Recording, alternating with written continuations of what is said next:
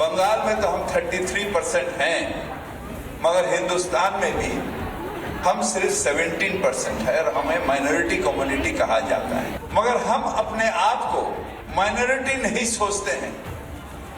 हम सोचते हैं अगर अल्लाह की रहमत है हमारे ऊपर, अगर तालीम हमारे साथ है, तो हम एक दिन मेजॉरिटी से भी मेजॉरिटी हो सकते हैं और हम अपने अल्लाह की ये मेहरबानी होगी जो हम अपने ताकत से ये हासिल करेंगे।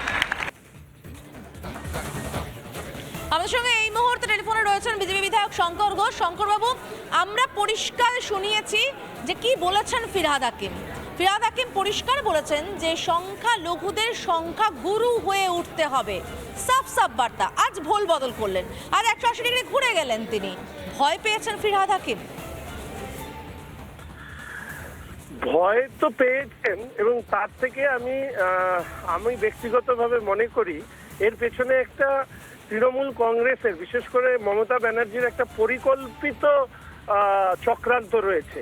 ফিরহাদ হাকিম সাহেবকে দিয়ে উনি এই মন্তব্যগুলো করান যাতে মুসলিম জনগোষ্ঠীর কাছে উনি এই বার্তাটা পৌঁছে দেন এবং পরবর্তীকালে যে এই ভোল বদল করা সেটাও এই পরিকল্পনার অঙ্গ। অর্থাৎ যাদেরকে বার্তা দেওয়ার তাদেরকে বার্তা দিয়ে দিলেন, তারপরে ওই আমাদের এখানে আছে না মেকি ধর্ম নিরপেক্ষ কিছু পাষণ্ড যারা আসলে এই পশ্চিমবঙ্গটাকে পশ্চিম বাংলাদেশ তৈরি করতে চায় তাদের পাশে দাঁড়ান, তাদের জন্য হচ্ছে পরবর্তীকালে এই ভোল বদল। আমার মনে হয় অবিলম্বে যে মেয়র মন্ত্রী বারবার করে একটা বক্তব্য রাখেন ধর্ম নিয়ে, সংবেদনশীল বিষয় নিয়ে, পরবর্তীকালে তিনি বক্তব্য পাল্টান, অবিলম্বে তার মন্ত্রী এবং মেয়র পদ ছেড়ে দেওয়া উচিত।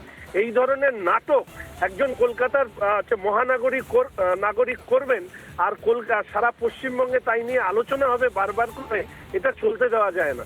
আসন্ন এর পরবর্তীকালে নিশ্চিতভাবে বিরোধী দলনেতা হিসাবে ফিরহাদ হাকিম সাহেবের মন্তব্য নিয়ে আমাদের পরিষদীয় দলের কর্তব্য এবং কি করা হবে সেটা ঠিক হবে। কিন্তু অত্যন্ত লজ্জাজনক যে মহানাগরিক এইভাবে বারবার করে বক্তব্য পাল্টান, কিন্তু এর পেছনের আসল চক্রান্তটা হচ্ছে মুসলিম সমাজকে বার্তা দেওয়া। মমতা ব্যানার্জির হয়ে এই বার্তা উনি দেন, থুতু ফেলেন এবং থুতু তারপরে সেই ফেলা থুতু তিনি নিজেই আবার পরিষ্কার করেন। এটা খুব দুর্ভাগ্যের। ধন্যবাদ শঙ্করবাবু আমাদের সঙ্গে কথা বলার জন্য। আমাদের সঙ্গে এই মুহূর্তে রয়েছেন বিজেপির রাজ্য সভাপতি সুকান্ত মজুমদার। সুকান্ত বাবু, আমরা সাফ শুনিয়েছি ফিরহাদ হাকিম কি বলেছেন। ফিরহাদ হাকিম পরিষ্কার বলেছেন যে সংখ্যা লঘু থেকে সংখ্যা গুরু হয়ে উঠতে হবে। আজ বলছেন যত দোষ নন্দঘোষ মিডিয়ার, রিপাবলিকের নাম নেননি কিন্তু আমাদের উপর দোষারোপ করেছেন। সত্যি কি তাই বলেছিলেন ফিরহাদ হাকিম? আপনার কি মনে হয় চাপে পড়ে ভোল বদল নাকি এও আর এক কৌশল শঙ্কর ঘোষ যেমন বলছিলেন? এখন কৌশল করার চেষ্টা করছেন এবং আমরা দেখেছি পরিষ্কার ওনার স্পষ্ট বক্তব্য সেই ভিডিওতে দেখা যাচ্ছে, যেখানে উনি পরিষ্কার মুসলিম সমাজকে বলছেন যে আল্লাহর ইচ্ছে হলে আমরা সংখ্যা গুরুতে পরিণত হব। এখন আমরা পশ্চিমবঙ্গে 33%, গোটা ভারতবর্ষে 17% এবং আগামী দিনে আমরা সংখ্যা গুরুতে পরিণত হব। এটা মানসিকতা, এটা তার মানসিকতা, সেটা সামনে চলে এসেছে এবং এর পেছনে মমতা বন্দ্যোপাধ্যায়ের ইন্ধন আছে। মমতা বন্দ্যোপাধ্যায় এই ধরনের সাম্প্রদায়িক মানসিকতাকে জল দেন, হাওয়া দেন এবং পরিপোষক দেন। স্বাভাবিকভাবে এই মহানগরী, কলকাতার মহানগরী, আমাদের মাননীয় মেয়র একের পর এক মিথ্যে কথা বলে যাচ্ছেন এবং এখন যেটাকে বলছেন সেটাকে আরবিতে বলা হয় আল তাকিয়া, অর্থাৎ ধোঁকা দেওয়ার ব্যবস্থা করা। অর্থাৎ যতক্ষণ না পর্যন্ত তুমি সংখ্যা গুরু হচ্ছে ততক্ষণ পর্যন্ত এরকম মিথ্যে কথা বানিয়ে বানিয়ে বলো এবং বোকা বানাও অন্য ধর্মীয় সম্প্রদায়ের মানুষদের। সেটাই ফিরহাদ হাকিম সাহেব করছেন, উনি আল তাকিয়া দিচ্ছেন। অনেক ধন্যবাদ সুকান্তবাবু আমাদের সঙ্গে কথা বলার জন্য। আমরা কথা বললাম বিজেপির রাজ্য সভাপতি সুকান্ত মজুমদারের সঙ্গে এবং তিনি বলছেন যে 800 সালে মানুষের চোখে ধুলো দিতে চাইছেন ফিরহাদ হাকিম।